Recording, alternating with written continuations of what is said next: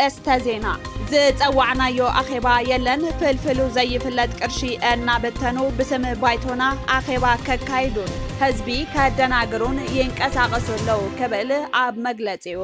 አፍሊጦ ከታበት ሕማም አልምሲ ፖሊዮ አብ 84 ወረዳታት ትግራይ ክወሃብዩ ሕብረት አውሮፓ አብ ልዕሊ ሶርያ ዘንበሮ ቁጠባዊ እገዳ አልዒሉ ዝብሉን ካልኦትን ሰላምታና በብዘለኹም ይብጻሕኩም ክቡራት ተኸታተልቲ አኽስማውያን መራኸቢ ሓፋሽ ካብ ትግራይ ክሳብ ዓለም ለኸ ፍጻመ ጽሩይ ሓበሬታ ናባኹም ክነቕርብ ኢና ንቪድዮና ላይክ ቻነልና ሰብስክራይብ ብምግባር አባል ቤተሰብና ይኹኑ አኽስማውያን መራኸቢ ሓፋሽ ንቕሓት ነቐድም ዝጸዋዕናዮ አኼባ የለን ፍልፍሉ ዘይፍለጥ ቅርሺ እናበተኑ ብስም ባይቶና አኼባ ከካይዱን ህዝቢ ከደናግሩን ይንቀሳቀሱለው ክብል አብ መግለጺው አፍሊጡ ውድብ ብሔራዊ ባይቶ ዓባይ ትግራይ ባይቶና ዝጸውዑ አኼባ የለን ውድብና አብ ዝተፈላለዩ እዋናት ብናይ ዲሲፕሊን ጥሕሰት ብመሰረት ሕገ ደንቢ ውድብናን አዋጅ መረፃ ቦርድን ካብ ዝኾነ ይኹን ናይ ውድባዊ ምንቅስቃስ ዝኣገዶም በዓል አይተ ኪዳነ አመነ አብ ትግራይ አጋጢሙ ዘሎ ስርዓት አልቦነት ብምጥቃም ካብ ለአኽቶም ኩለ መዳያዊ ድጋፍ እናተገበረሎም ህዝቢ ናይ ምድንጋር ስራሕቲ ይሰርሑ ምህላዎም እናፍለጥና መጺና ኢና ይብል መግለጺ ባይቶና ሕዚ ድማ ካብ ዝተፈላለዩ ከባብታት ምስ ውድብና ዝኾነ ይኹን ርክብ ንዘይብሎም ውልቀ ሰባት ኣበል ክንከፍለኩም መጓዓዓዝያ መኻይን ክንምድበልኩም ካብ ፖለቲካ ይኹን ሃይማኖት ናጻ ዝኾነ መድረኽ ኣዳሊናልኩም ወዘተ ብዝብሉ ምድንጋራት ፍልፍሉ ዘይፍለጥ ቅርሺ እናበተኑ ብስም ባይቶና አኼባ ከካይዱን ህዝቢ ከደናግሩን ይንቀሳቀሱ ምህላዎም ተረዲእና ኣለና ዝበለ እቲ መግለጺ ንዝምልከቶም ኩሎም አካላት እውን ብደብዳቤ አፍሊጥና ኢና ኢሉ ስለዚ አባላትና ደገፍትናን መላእ ህዝብናን ውድብና ብሔራዊ ባይቶ ዓባይ ትግራይ ባይቶና ዝጸውዖ ዝኾነ ይኹን አኼባ ከም ዘየለ እናፍለጥና እዞም ንከብዶም ዝሓደሩ አካላት ጉጅላዊ ልእኽቶ ተሸኪሞም ዕላማ መወልቶም ንምፍጻም ዝገብርዎ ምንቅስቃስ ከደናግረኩም ከም ዘይግባእን ኣብ ልዕሊ ከምዚኦም ዝበሉ ብፋሉልነት ጥሕሰት ሕጊ ዝፍጽሙ ውልቀ ሰባት ሕጋዊ ስጉምቲ ከም እንወስድ ክንገልጽ ንፈቱ ኢሉ ባይቶና ከታበት ሕማም አልምሲ ፖሊዮ ኣብ 84 ወረዳታት ትግራይ ክወሃብዩ እቲ ወፍሪ ካብ ጽባሕ 22 ጉንበት 2017 ዓ.ም ክልላዊ ዝተዋደደ ወፍሪ ክትባት ሕማም አልምሲ ፖሊዮ ኣብ 84 ወረዳታት ትግራይ ገዛ ንገዛ ክወሃብዩ ምክትል ሓላፊ ቢሮ ጥዕና ትግራይ ዶክተር ርኤ ኢሳያስ ንሚድያታት ኣብ ዝሃብዎ ጋዜጣዊ መግለጺ እቲ ወፍሪ ካብ ጽባሕ 22 ጉንበት 2017 ዓ.ም ጀሚሩ ንተኸታታሊ 4 መዓልቲ ገዛ ንገዛ ኣብ ዝካየደሉ ወፍሪ ቅድሚ ሕዚ ዝተኸተቡ ይኹን ዘይተኸተቡ ኩሎም ትሕቲ 5 ዓመት ዝዕድሚኦም ህፃናት ከም ዝኽተቡ ኣፍሊጦም ኣብ ወርሒ ለካቲት 2017 ዓ.ም ኣብ ዝተሳለጠ ቀዳማይ ወፍሪ ክታበት አልምሲ ልዕሊ 940,000 ህፃናት ክታበት ጸረ ሕማም አልምሲ ከም ዝወሰዱ ብምዝኽኻር በዚ ናይ ሕዚ ዝሳለጥ ካልኣይ ዙር ወፍሪ ን968,000 ህፃናት ንምኽታብ ዕላማ ተገይሩ ዝተዋደደ ወፍሪ ክታበት ከም ዝሳለጥ ሓቢሮም እቲ ወፍሪ ንክዕወት ወለድን ኩሉ ክፋል ማሕበረሰብን መዳርግቲ አካላትን ክረባረብ ጸዊዖም ቢሮ ሓለዋ ጥዕና ከም ዝሓበሮ ጎኒ ጎኒ እቲ ክታበት አልምሲ ብፌስቱላ ንዝተጠቕዓ አዴታት ናይ ምፍላይ ስራሕ እውን ክወሃብዩ ዝበሉ ዶክተር ርኤ ብሓፈሻ ነዚ ዝተዋደደ ወፍሪ ንምፍጻም ኣድለይቲ ምድላዋት ከም ዝተወገኑ ሓቢሩሎ ካብዚ ዜና እንተይ ወጻና ኣብ ከተማ መቐለ ካብ ጉንበት 6 2017 ዓ.ም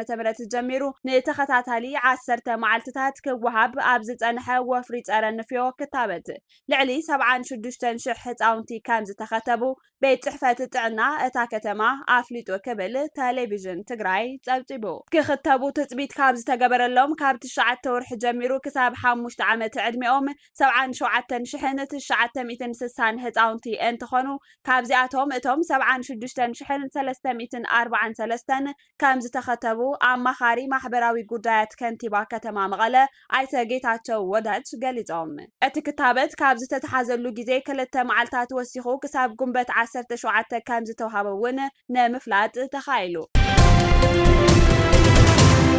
ኣብ ኢትዮጵያ ሸርፊ ዶላር ዓመት ኣብ ዘይመልእ ልዕሊ 128 ሚእታዊ ወሰኽ ኣርእዩ ክብል ቢቢሲ ሓቢሩ። ድሕርቲ ኣብ ዝሓለፈ ዓመት ሓምለ ዝተኻየደ ዕዳጋ ምርኩስ ዝገበረ ተመን ሸርፊ ወጻኢ ዶላር ብልዕሊ 128 ሚእታዊ ወሰኽ ኣርእዩ ክብል ገሊጹ። ባንክ ንግዲ ኢትዮጵያ ብወገኑ ኣብ ውሽጢ ሓደ ሰሙን ሸርፊ ዶላር ኣሜሪካ ብ7 ብር ከም ዘዕበዮ ኣፍሊጡ። መንግስቲ ኢትዮጵያ ብ21 ሓምለ 2016 ዓ.ም ሓዱሽ ስርዓተ ንግዲ ዘተኣታተወ ኮይኑ ሸርፍን ለውጥን ገንዘብ ኣብ ዕዳጋ መሰረት ዝገበረ ክኸውን ምውሳኑ ይዝከር። ኢትዮጵያ ካብ ዓለም ለኸ ትካል ገንዘብ ባንክ ዓለምን 10.7 ቢልዮን ዶላር ልቓሕ ንምርካብ እያ ዕዳጋ መሰረት ዝገበረ ሸርፊ ወጻኢ ብምትግባር ዋጋ ገንዘባ ክተጉድል ዝወሰነት። ነዚ ስዒቡ ኣብ ሓደ ሰሙን ጥራሕ ዓቕሚ ዕዳጋ ብር ብ57 ሚእታዊ ከም ዝጎደለ ይዝከር። ቢቢሲ መዓልታዊ ሸርፊ ባንክ ንግዲ ኢትዮጵያ ባንክን ዳሽንን ብምክትታል ክልቲአን ባንክታት ንሓደ ዶላር ኣስታት 131 ብር ዝግመት መጠን ሸርፊ ንዕዳጋ የቕርባ ነይረን። ናይ ሓንቲ ሳንቲም ፍልሊ ጥራሕ ነይሩን ባንክ ንግዲ ኢትዮጵያ ንሓያሎ ኣዋርሕ 1 ዶላር ኣሜሪካ ብ124 ብር ገዚኡ ብ2 ብር ወሳኽ ክሸይጥ ጸኒሑ። ካብ መፋርቕ ዝሓለፈ ሰሙን ኣትሒዙ ግን 4 ብር ወሲኹ ብ128 ብር ክዕድግ ጀሚሩሎ። እቲ ባንኪ 1 ዶላር ኣሜሪካ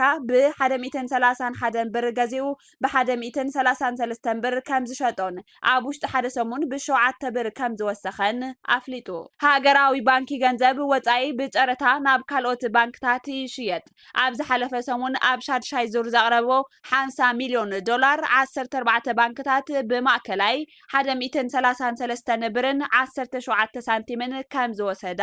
ኣፍሊጡሎ። ኣብ 50 ዙር ጨረታ 60 ሚልዮን ዶላር ንሓራጅ ቀሪቡ ብማእከላይ ዋጋ 132 ብርን 90 ሳንቲምን ተሸይጡ ምንባሩ መረዳእታ የመልክት። መንግስቲ ዋጋ ብር ብምጉዳል እቲ ገንዘብ ምስ ጸሊም ዕዳጋ ንምምዝዛን ይሰርሕ ከም ዘለኳ እንተገለጸ እቲ ፍልሊ ግን እናሰፍሐ ይኸይድ ኣሎ። ኣብ ዝሓለፈ ሰሙናት ሸርፊ ዶላር ኣብ ስሩዕ ዕዳጋ 124 ክኸውን ተሎ ኣብ ጸሊም ዕዳጋ ድማ 154 ነይሩ። ሃገራዊ ባንኪ ነቲ ንዓሰርተታት ዓመታት ኣብ ትሕቲ ቁጽጽር መንግስቲ ዝጸንሐ ስርዓት ተመን ተማዓዳዊ ጸሊም ዕዳጋ ከም ዝፈጠረን እዚ ድማ ዶላር ካብቲ ስሩዕ መንግስታዊ መጠን ብዕጽፊ ክሽየጥን ከም ዘገደደ ኣረዲኡ ነይሩ። በዚ ምክንያት ድማ እቲ ሃገር ሕጽረት ሸርፊ ወጻኢ የጋጥማ ከም ዝነበረ ንዕቤቱ ብሕታዊ ጽላት ከም ቀንዲ ዕንቅፋት ከም ዝኾነን ብምጥቃስ ውሑዳት ዘይሕጋውያን ኣካላት ደላሎን ዘይፍትሓዊ ረብሓ ብዝብል ከሲሱ ነይሩ። ሸርፊ ወጻኢ ኣብ ዕዳጋ ዝተመርኮሰ ክኸውን ምግባር ንገንዘብ እቲ ሃገር ብምድኻም ካብ ወጻኢ ዝኣቱ ኣቑሑት ዝያዳ ከም ዝኸብር ይገብሮ። ከም ውጽኢቱ ምግቢ፣ ነዳድን መድሓኒት ዋጋ መሰረታዊ ኣቑሑትን ወሲኹ እዩ። እዚ ድማ ዋጋ ናይዞም ኣቑሑት ብምውሳኽ ኣብ ከም በዓል ኢትዮጵያ ዝበዝሕ ካብ ወጻኢ ዘእትዋ ሃገራት ንግዳዊ ትካላትን ከቢድ ጾር ከም ዝፈጥር ይግመት። መንግስቲ እቲ ወሰኽ ጸቕጢ ንምቕላስ ደሞዝ ትሑት መሃያ ዘለዎም ሰራሕተኛታት ክውስኽ ምዃኑ ኣፍሊጡ ነይሩ። ኮሚቴ ገንዚባዊ ፖሊሲ ሃገራዊ ባንክ ኣብ ዝሓለፈ ታሕሳስ ዓመታዊ ዝቕባበ ዋጋታት እናነከየ ከም ዝመጸ ኣመልኪቱ። ሕብረት ኣውሮፓ ኣብ ልዕሊ ሶርያ ዘንበሮ ቁጠባዊ እገዳ ኣልዒሉ። ሕብረት ኣውሮፓ ኣብ ልዕሊ ሶርያ ዝተነብረ ቁጠባዊ እገዳ ከም ዘልዕለ ኣፍሊጡሎ። በሽር ኣልኣሳድ ስልጣን ገዲፉ ምስ ሃደመ ሓዱሽ ሶርያ ንምህናጽ ኣብ ዝግበር ጻዕሪ ሕብረት ኣውሮፓ ገዲኡ ንምፍጻም ኢኮኖምያዊ እገዳ ኣልዒሉ ክብል ሓላፊ ጉዳያት ወጻኢ ሕብረት ኣውሮፓ ካጃ ካላስ ተዛሪቡ። ብተወሳኺ እቶም ሚኒስትር ጉዳያት ወጻኢ እቲ ውሳነ ንነዊሕ እዋን ኣብ ኩናት ዝጸንሐት ሃገር ኢኮኖሚ ዘነቓቕሕ ምዃኑ እውን ኣመልኪቶም። ሕብረት ኣውሮፓ ኣብ ልዕሊ ሶርያ ዝተፈላለየ ፖለቲካውን ቁጠባውን እገዳታት ኣንቢሩ ምጽንሑ ዝዝከር እንትኸውን ሕዚ ግን ምስ ሓዱሽ ምምሕዳር ሶርያ ሓቢሩ ከም ዝሰርሕ ኣፍሊጡሎ። ብተወሳኺ እቲ ሕብረት ድሕሪ ምልዓል ቁጠባዊ እገዳ ንዝረኣዩ ምዕባለታት ብቐረባ ከም ዝከታተል እውን ገሊጹ ክብል ኣናዶል ጸብጺቡ። كبرات تخاتلتي أخسماوያን مراخب حفاش نايلوم علت 21 ورح تشعته كلتا شحن 17 عام تمرد مدلاوات زينا أخسماوያን እዞም ክትከታተልዎም ዝዘናሕኩም ይመስሉ ነይሮም መዝተረፉ ምድላዋት ኣክሱማውያን ቴሌቪዥን ሰናይ ጻንሒት